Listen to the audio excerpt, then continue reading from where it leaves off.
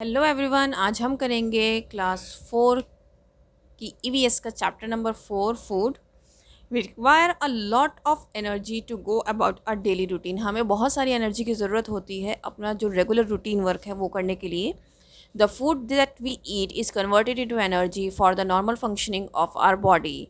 जो खाना हम खाते हैं वो खाना किस चीज़ में कन्वर्ट हो जाता है? एनर्जी में कन्वर्ट हो जाता है, ताकि हमारी बॉडी जो है वो नॉर्मल फंक्शन कर सके। फूड जो है वो हमें एनर्जी प्रोवाइड करता है। To be in good health we must eat food from all the food groups. अगर हमें अच्छी हेल्थ चाहिए तो हमें क्या चाहिए, हमें क्या ज़रूरत है कि हमें हर चीज़ खानी चाहिए। उसमें विटामिन्स भी होने चाहिए, मिनरल्स भी होने चाहिए, प्रॉपर न्यूट्रिएंट्स उसमें प्रेजेंट होने चाहिए। कहने का मतलब है आपकी बैलेंस डाइट होनी चाहिए ताकि आपकी जो हेल्थ है वो अच्छी रह सके। Each type of food helps our bodies in a particular way. हर एक तरह का फूड हमें हर तरीके से मदद कर सकता है। अगर आप प्रोटीन्स नहीं लेंगे, आपकी जो फूड है फूड में प्रोटीन्स नहीं होंगे या वाइटामिन्स नहीं होंगे या फिर मिनरल्स नहीं होंगे तो हमारी बॉडी में उसी चीज़ की डेफिशिएंसी हो जाती है, जिसकी वजह से हमें कोई ना कोई डिजीज़ हो जाती है। तो हमारे ग्रुप में हर एक चीज़ का प्रॉपर जो न्यूट्रिएंट हैं, मिनरल्स हैं, प्रोटीन्स हैं, वो प्रॉपर अमाउंट में होना बहुत ज़रूरी है। बैलेंस्ड डाइट लेना हमारा बहुत ज़रूरी है ताकि हम एक हेल्दी लाइफ जी सकें। Healthy foods have a variety of nutrients that help us grow and remain strong. जो हेल्दी फूड होते हैं उसमें बहुत सारे न्यूट्रिएंट्स होते हैं, वैरायटी होती है न्यूट्रिएंट्स की, जो कि हमें ग्रो करने में, हमें स्ट्रॉन्ग बनाने में हमारी मदद करती है। Now, nutrients, food substances which are required by our body are called nutrients।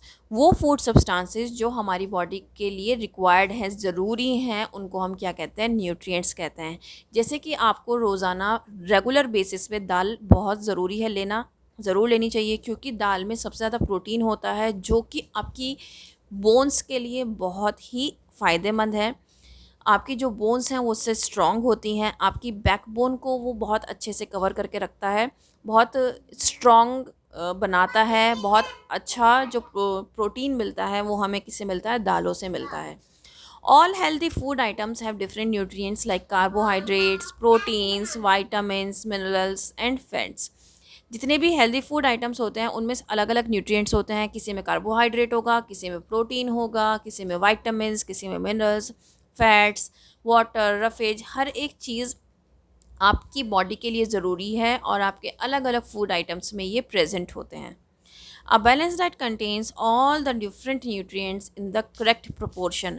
अब बैलेंस डाइट, मैं बार बार बैलेंस डाइट का जिक्र कर रही हूँ, तो बैलेंस डाइट का मतलब आपको एग्जैक्टली पता होना चाहिए। बैलेंस डाइट क्या होती है?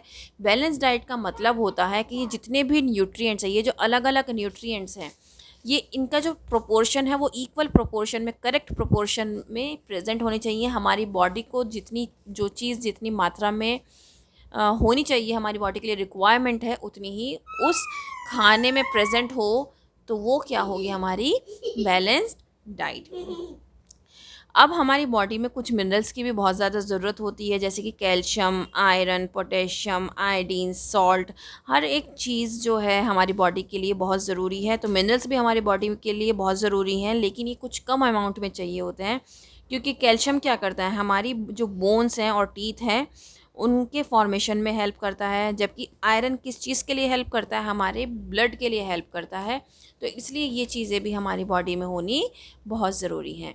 अब आप ये देखिए, यहाँ पर एक टेबल बनी हुई है जहाँ पर आपको न्यूट्रिएंट्स या कंपोनेंट्स ऑफ फूड मिल जाएंगे। यहाँ पर फंक्शन मिल जाएगा कि इस पर्टिकुलर जो कंपोनेंट और फूड है, न्यूट्रिएंट है, उसका फंक्शन क्या है और उसके सोर्सेज क्या हो सकते हैं, हमें कहाँ से वो चीज़ मिल सकती है। अब हम वो देखते हैं। कार्बोहाइड्रेट किस लिए होता है? हमें एनर्जी प्रोवाइड करता है। सीरियल्स में, ब्रेड में, पोटैटोज़ में हमें ये मिलता है। नाउ प्रोटीन्स, प्रोटीन्स किस लिए होते हैं? For growth and repair of body tissues and to build muscles. Repair of body tissues मतलब आपके कोई चोट लग जाती है या कुछ हो जाता है तो उसके रिपेयरमेंट में कौन हेल्प करता है? आपके प्रोटीन्स हेल्प करते हैं। इसीलिए इनको बॉडी बिल्डिंग फूड भी कहा जाता है। ठीक है, जैसे कि fish, meat, eggs, cheese, dairy products, beans and pulses. Fats, fats किस लिए यूज़ होते हैं? To provide energy and heat, to store energy in the body and insulate it against the cold. हाँ, हमें क्या करता है? ये एनर्जी प्रोवाइड करता है और हीट को स्टोर करता है। फैट्स क्या करते हैं? हीट को स्टोर करते हैं। इंसुलेट करने का मतलब ये है कि जब हमें सर्दी लगती है तो हमें ये गर्माहट पैदा करता है, तो हमें बचा कर रखता है ठंड से।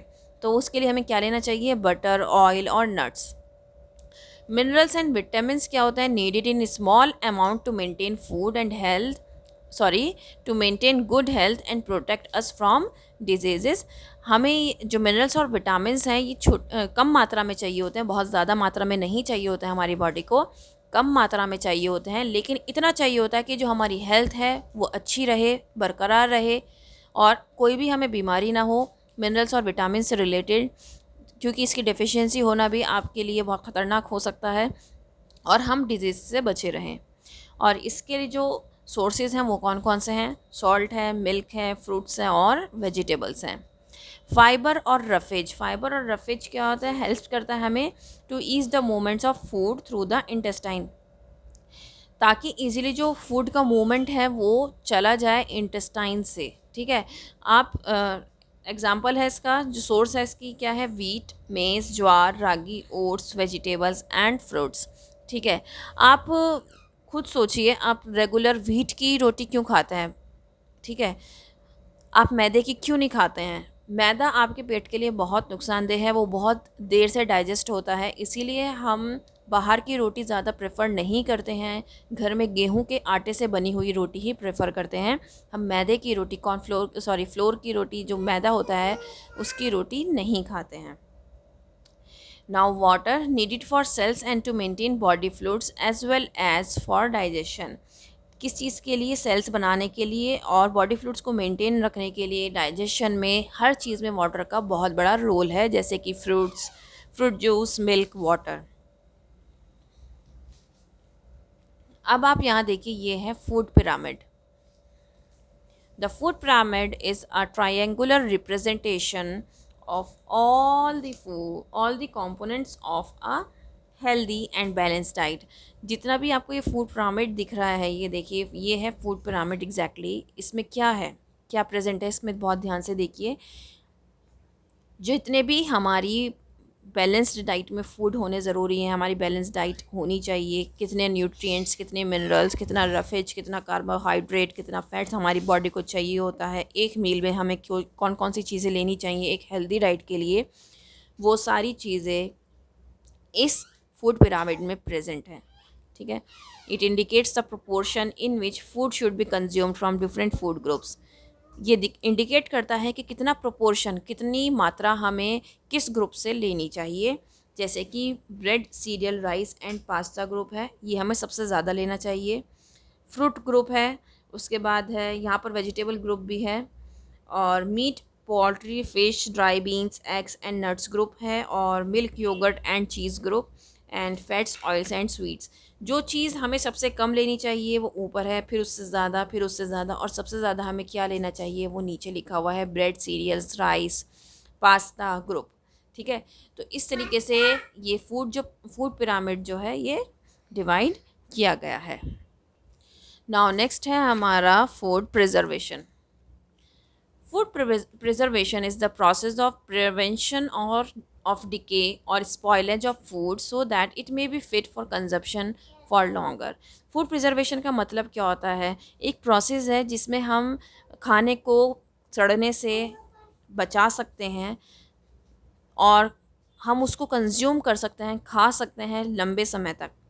Food usually gets spoiled by the growth of micro organisms. Food क्यों ख़राब होता है, हमारे जो फंगस लगती है वो क्यों होती है? क्योंकि उसमें ग्रोथ हो जाती है माइक्रो ऑर्गेनिजम्स के, जो छोटे छोटे ऑर्गेनिजम्स होते हैं उनकी ग्रोथ हो जाती है। इस वजह से जो खाना है वो यूजुअली क्या हो जाता है? स्पॉइल हो जाता है।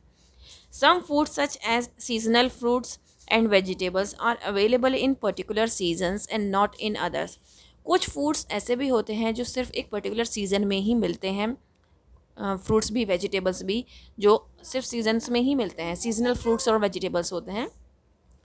तो हम उनको कैसे प्रिजर्व करें, कैसे रखें कि वो ख़राब भी ना हो और हम उसको बाद में कंज्यूम भी कर सकें। जब वो अवेलेबल ना हो मार्केट में। तो हम बहुत सारे तरीके हैं जिस तरीके से हम फूड को प्रिपेयर करके प्रिजर्व करके रख सकते हैं। कैनिंग एंड बॉटलिंग, पहला जो है कैनिंग एंड बॉटलिंग का है। मेकिंग जैम्स, पिकल्स, सॉसेज और even simple brining is a good way to preserve fruits, vegetables, meat और फिश।